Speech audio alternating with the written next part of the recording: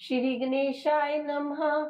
ओम नमो विघ्नराजाय सर्वसौख्यप्रदायिने दुष्टारिष्टा विनाशाय पराय परमात्मने नम्बोदरं महावीर्यं नागयज्ञोपशोभितम् अर्धचंद्रधरं देवं विघ्नव्यूह विनाशनम्।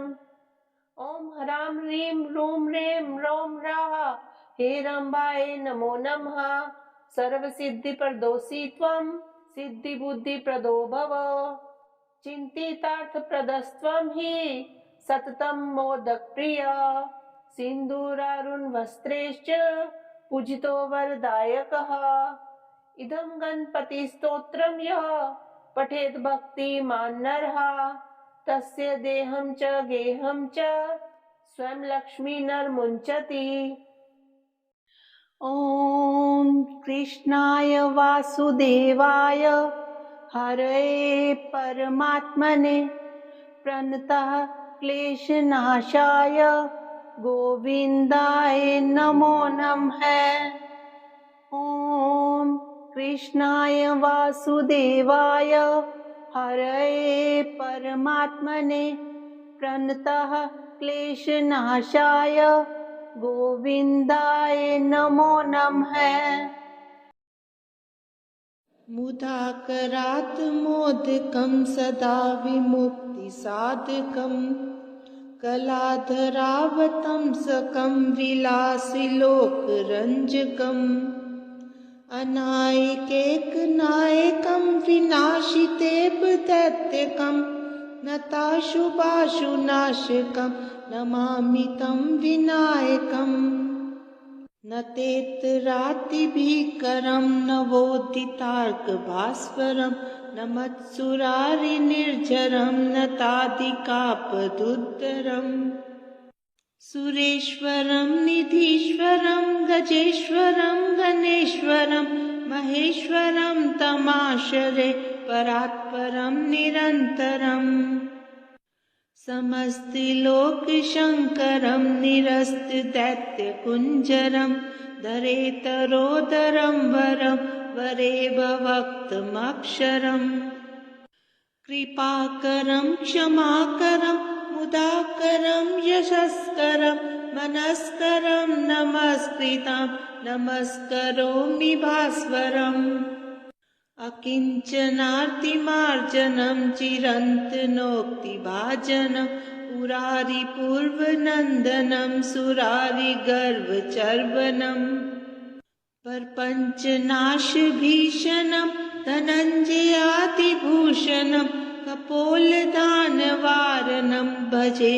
पुराणवारणम् नितान्तकान्तदन्तकान्तिमन्तकान्तकात्मजम् अचिन्त्यरूपमन्तहीनमन्तराय कृन्तनम् हृदयन्तरे निरन्तरं वसन्तमेव योगिनं तमेकदन्तमेव तं विचिन्तयामि सन्ततम् महागणेश पञ्चरत्नमादरेण योऽन्वहं प्रजलपति प्रभातके हृदि स्मरन् गणेश्वरम् अरोगतां तोषतां सुसाहितीं स्पुत्रतां समाहितायुरष्टभूतिमभ्युपेति सोचिरात्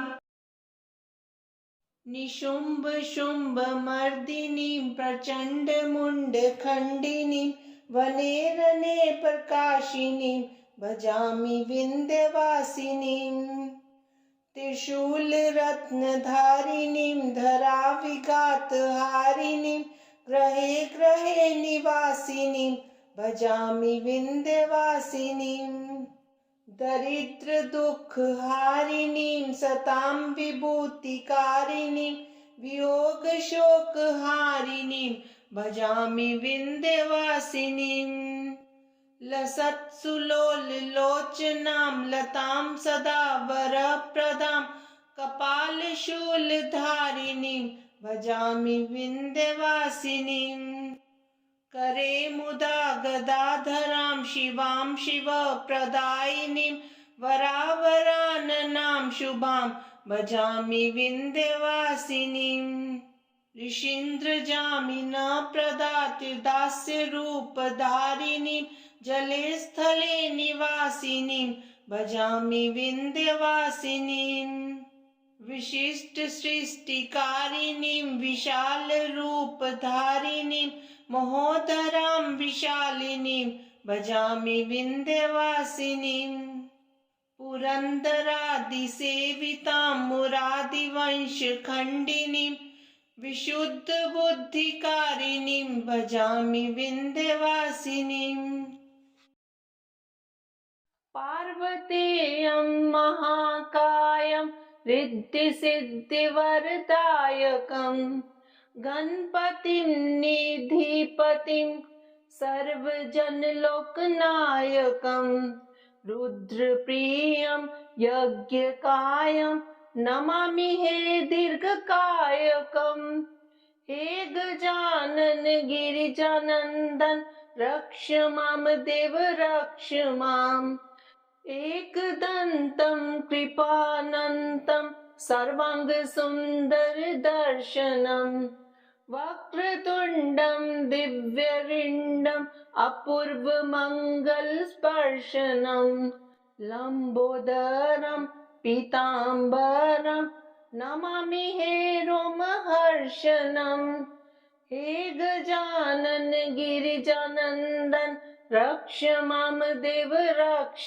माम् प्रेममूर्तिं कामपूर्तिं चराचर हृदयस्पन्दनं मन्त्रमुग्धं पापदग्धम् अग्रपूज्य देववन्दनं प्रथमेशं श्रीगणेशं नमामि हे गौरीनन्दनम् हे गजानन गिरिजानन्दन रक्ष मां देव रक्ष माम् दिव्यतेजं कविराजं योगिजन आत्मकारकं शिवानन्दं पराद्वन्द्वं भावप्रद प्रेमधारकं विघ्ननाशं दीर्घश्वासं नमामि हे गर्वमार्कम् हे गजानन गिरिजानन्दन रक्ष मां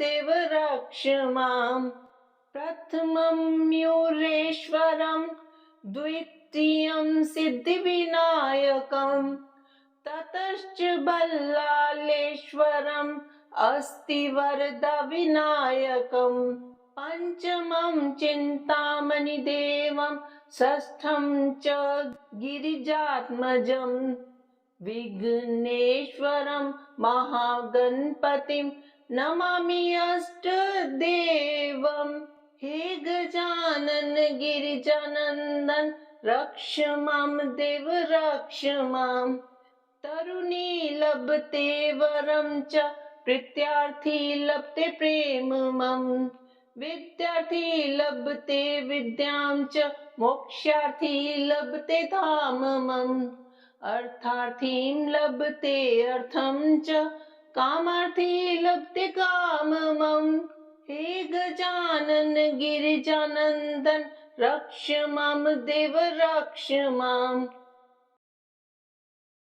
ॐ संरामि देवदेवेश वक्रतुण्डं महाबलं षडक्षरं कृपासिन्धु नमामि ऋन्मुक्तये महागणपतिं देवं महासत्वं महाबलं महाविघ्नहरं सौम्यं नमामि ऋन्मुक्तये एकाक्षरम् एकदन्तम् एकब्रह्म सनातनम् एकमेवाद्वितीयं च नमामि ऋन्मुक्तये शुक्लाम्बरं शुक्लवर्णं शुक्लगन्धानुलेपनं सर्वशुक्लमयं देवं नमामि ऋन्मुक्तये रक्ताम्बरं रक्तवर्णं रक्तगन्धानुलेपनं रक्तपुष्पे पूज्यमानं नमामि ऋन्मुक्तये कृष्णाम्बरं कृष्णवर्णं कृष्णगन्धानुलेपनं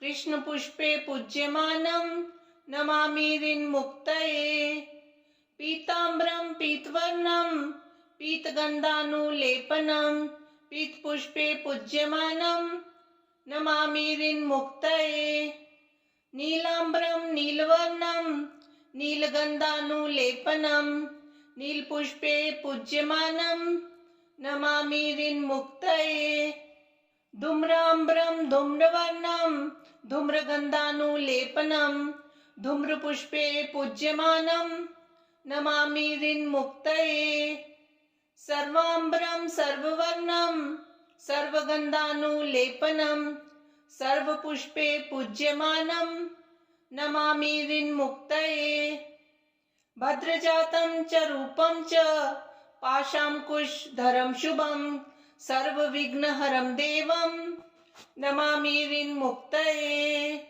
ये पठेत ऋन्हरं स्तोत्रं प्रातःकाले सुधीनरः षण्मासाभ्यन्तरे चैव ऋन्छेदो भविष्यति। ॐ दुर्गा नमः। ॐ दुर्गातिष्मनी नमः। ॐ दुर्गापतिनिवारिणी नमः। ॐ दुर्गमच्छेदिनी नमः। ॐ दुर्गसादिनी नमः। ॐ दुर्गनाशिनी नमः। ॐ दुर्गतोद्धारिणी नमः। ॐ दुर्गनिहन्त्री नमः। ॐ दुर्गमापहा नमः। ॐ दुर्गमाज्ञानन्दा नमः। ॐ दुर्गदैत्यलोकदवानला नमः। ॐ दुर्गमा नमः। ॐ दुर्गमालोका नमः। ॐ दुर्गमातं स्वरूपिणी नमः। ॐ दुर्गमार्गप्रदा नमः। ॐ दुर्गमाविद्या नमः। ॐ दुर्गमाश्रिता नमः। ॐ दुर्गमज्ञानसंस्थाना नमः। ॐ दुर्गमध्यानभासिनी नमः। ॐ दुर्गमोहा नमः। ॐ दुर्गमगा नमः। ॐ दुर्गमार्थस्वरूपिणी नमः। ॐ दुर्गमासुरहन्त्री नमः। ॐ दुर्गमायुद्धधारिणी नमः। ॐ दुर्गमांगी नमः। ॐ दुर्गमता नमः। ॐ दुर्गम्या नमः। ॐ दुर्गमेश्वरी नमः। ॐ दुर्गभीमा नमः। ॐ दुर्गभामा नमः। ॐ दुर्गभा नमः। ॐ दुर्गदारिणी नमः। अधीरं मधुरं वदनं मधुरं नयनं मधुरं हसितं मधुरं हृदयं मधुरं गमनं मधुरं मधुराधिपतेरखिलं मधुरं वचनं मधुरं चरितं मधुरं वसनं मधुरं वलितं मधुरं चलितं मधुरं भ्रमितं मधुरं मधुराधिपतेरखिलं मधुरं वेणुर्मधुरो रेणुर्मधुरा पाणिर्मधुरा पादो मधुरा नृत्यं मधुरं सख्यं मधुरं मधुराधिपतेरखिलं मधुरं गीतं मधुरं पीतं मधुरं भुक्तं मधुरं सुप्तं मधुरं रूपं मधुरं तिलकं मधुरं मधुराधिपतेरखिलं रखिलं मधुरं कर्णं मधुरं तर्णं मधुरं हर्णं मधुरं रमणं मधुरं वमितं मधुरं शमितं मधुरं मधुराधिपते रखिलं मधुरम् गुञ्जा मधुरा माला मधुरा यमुना मधुरा वीची मधुरा सलिलं मधुरं कमलं मधुरं मधुराधिपते रखिलं मधुरं गोपी मधुरा लीला मधुरा युक्तं मधुरं मुक्तं मधुरं दृष्टं मधुरं शिष्टं मधुरं मधुराधिपते रखिलं मधुरं गोपा मधुरा गावो मधुरा यष्टिर्मधुरा सृष्टिर्मधुरा दलितं मधुरं फलितं मधुरं मधुराधिपते रखिलं मधुरं मधुराधिपते रखिलं मधुरम्।